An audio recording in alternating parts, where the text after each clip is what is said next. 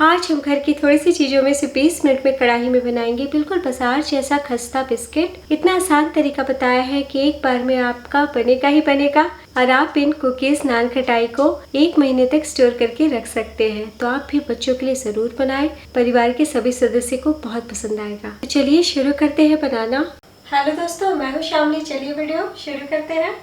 सबसे आसान तरीके से कढ़ाई में बिस्किट बनाने के लिए आप पहले कोई नाप एक सेट कर लें। कोई चाय कप या फिर कटोरी या फिर मेजरिंग कप, सभी चीजों का नाप आप एक ही बर्तन से करें। तो इस नान खटाई को हम घी में बनाएंगे तो इसी तरीके का जमा हुआ घी होना चाहिए। तो पहले हम कप में डाल देते हैं ताकि मैं आपको बता सकूं कि कितना हमें घी चाहिए। तो ऊपर से भर कर मैंने 2 बड़े चम्मच घी लिया है। इतना ज्यादा है, हमें निकाल लेना है। तो टोटल हमें आधा कप घी का इस्तेमाल करना है। तो एक बाउल में डालिए आधा कप जमे हुए घी।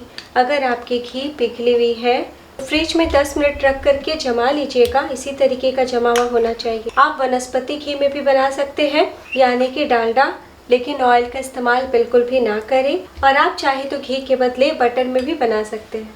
और अब एक स्ट्रेनर रखिए, इसमें डाल दीजिए आधा कप पीसी हुई चीनी।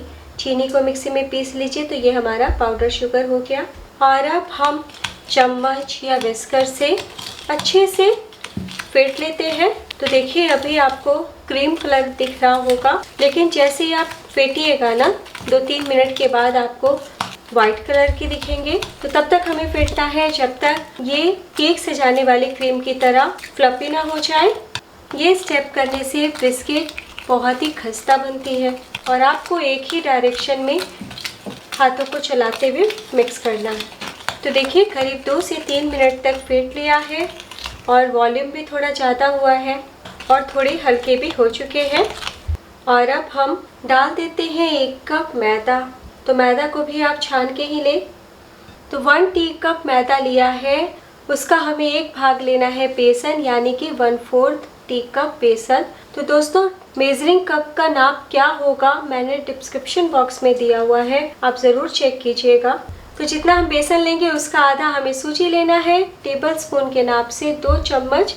तो सूजी डालने से नान खटाई खस्ता और कुरकुरे बनेंगे।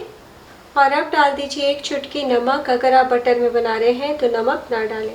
अब सभी चीज़ों को छान लीजिए। तो ये बिस्किट में आप अपने अनुसार थोड़ा बेसन ज़्यादा कर सकते हैं, सूजी भी 1-2 चम्मच बढ़ा सकते हैं जैसी आपकी इच्छा। और अगर आप मात्रा बढ़ा रहे हैं तो 1 चम्मच घी भी बढ़ा के लीजिएगा। तो बिस्किट बहुत ही खस्ता और जालीदार बने, इसलिए डाल दीजिए 1/2 tea spoon baking powder. Measuring teaspoon से भी 1/2 टी स्पून दोस्तों। और 1/4 टी स्पून बेकिंग सोडा। अच्छे फ्लेवर के लिए हरी इलायची पाउडर 1/2 टी स्पून डाल दें। आप वनीला एसेंस भी इस टाइम डाल सकते हैं। और अब हम चम्मच से ही पहले हल्के हाथों से मिक्स कर लेते हैं। आप चाहें तो 1-2 चम्मच मिल्क पाउडर किसी भी कंपनी का डाल सकते हैं। तो गर्मी बहुत पड़ रही है, अगर आप पिघले हुए घी लीजिएगा तो डो गीला गीला सा बनेगा और ठीक से फिर बिस्किट हैंडल नहीं हो पाएगी। मिलाने के बाद अब बहुत ज़रूरी है कि हम हाथों से मिक्स कर लें। तो देखिए अगर आप सही माप लीजिएगा ना तो बिस्किट का डो परफेक्ट बनेगा। हम धीरे धीरे समेटते हुए डो लगा लेते हैं। तो आपको इसी तरीके से समेटना है। शुरू में आपको ऐसा लगेगा कि नहीं ठीक से बंध पा रहे हैं, लेकिन धीरे धीरे आप देखेंगे बिस्किट का डो बनने लगा है क्योंकि चीनी भी पिघलेगी।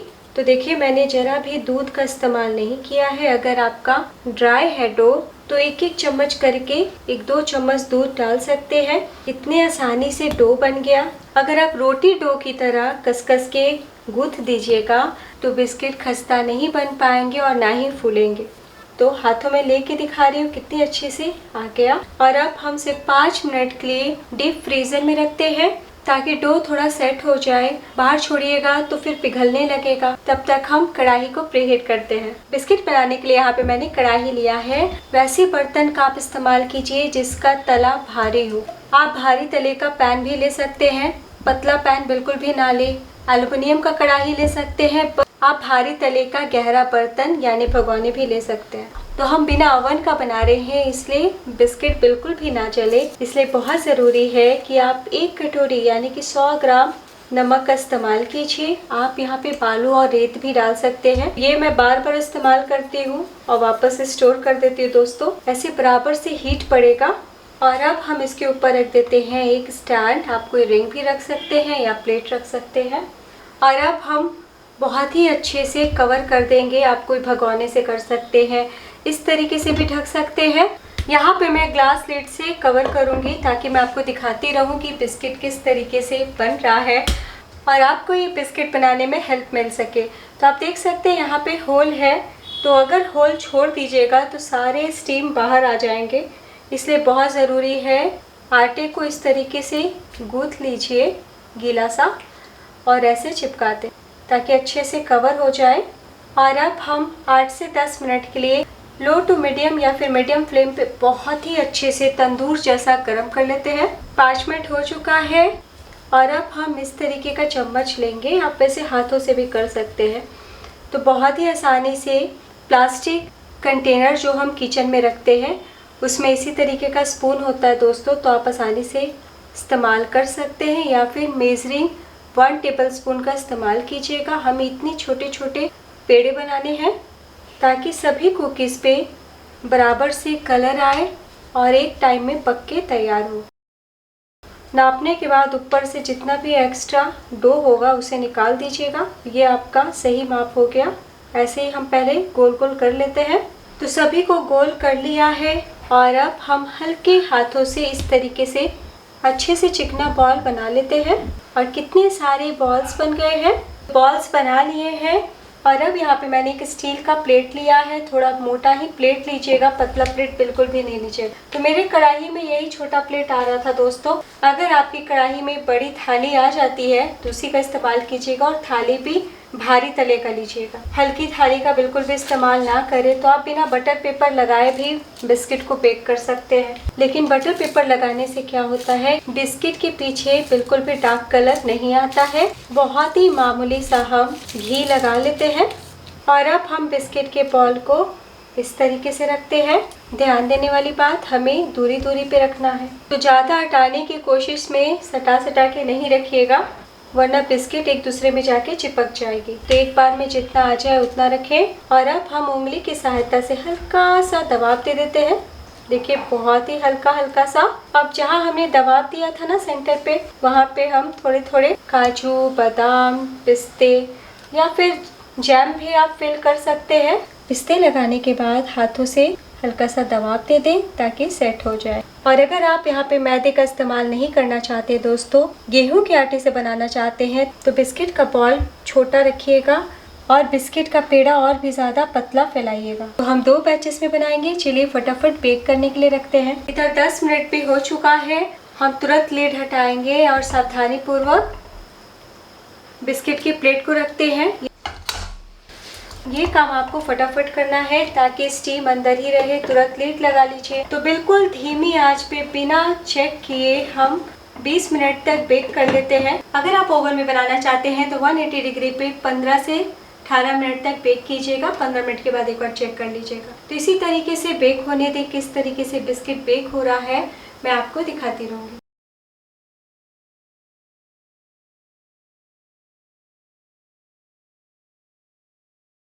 तो 20 मिनट हो चुका है। बिस्किट चेक कर लेते हैं। तो दोस्तों हम कढ़ाई में बना रहे हैं, इसलिए कलर ऊपर से बिल्कुल भी ओवन की तरह नहीं आएगा। जब आपको बिस्किट में हल्का हल्का क्रैक दिखने लगे और जब आपको किनारे से हल्का हल्का कलर दिखने लगे तो समझ लीजिए बिस्किट पक चुकी है। इससे ज़्यादा अगर आप कलर लाने के लिए पकाइएगा तो बिस्किट डार्क कलर की हो जाएगी नीचे से भी। तो अभी आप बिस्किट को छुइएगा तो बहुत सॉफ्ट लगेंगे और बहुत ही जल्दी टूट जाएंगे। इसलिए बहुत ज़रूरी है कि आप रूम टेम्परेचर पे 10 मिनट के लिए ठंडा कर लें। जैसे ही बिस्किट थोड़ी ठंडी होगी ना तो खस्ता हो जाएंगी। तो बस सावधानी पूर्वक बाहर निकाल लें। इस नमक को हम स्टोर कर लेंगे और वापस से इस्तेमाल कई बार कर सकते हैं। तो 5 मिनट हो चुका है। बिस्किट अभी भी हल्के गर्म है, लेकिन मैं आपको दिखाती हूँ। देखिए, तो इसमें हमने बटर पेपर लगाया है, इसलिए बिस्किट बिल्कुल भी नहीं चिपकेगी। कलर आप देख सकते हैं कितना बढ़िया आया है। प्लेट में रख लेते हैं।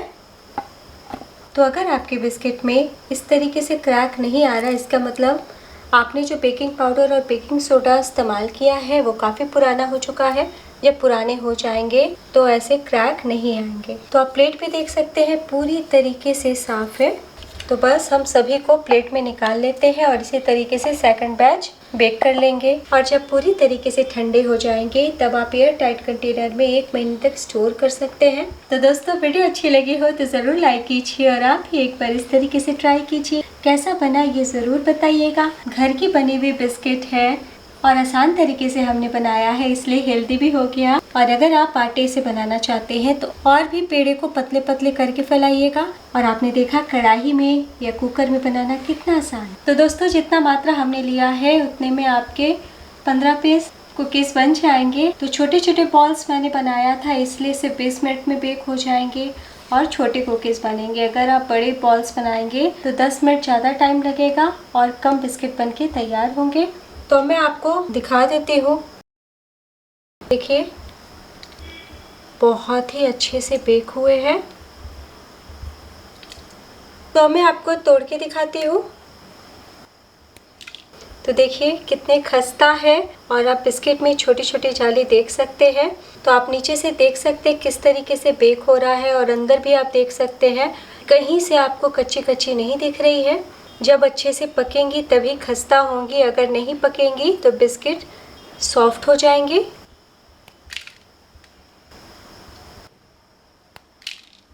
तो आप देख सकते हैं कितने ज़्यादा खस्ता है, कितने अच्छे से पका है।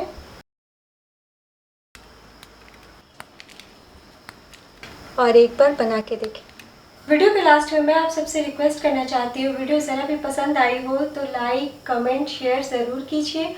और अभी तक आपने मुझे यूट्यूब चैनल श्यामली किचन, एफबी पेज श्यामली किचन, इंस्टाग्राम श्यामली किचन और मेरी वेबसाइट श्यामली किचन पे मुझे फॉलो नहीं किया तो ज़रूर फॉलो कीजिए।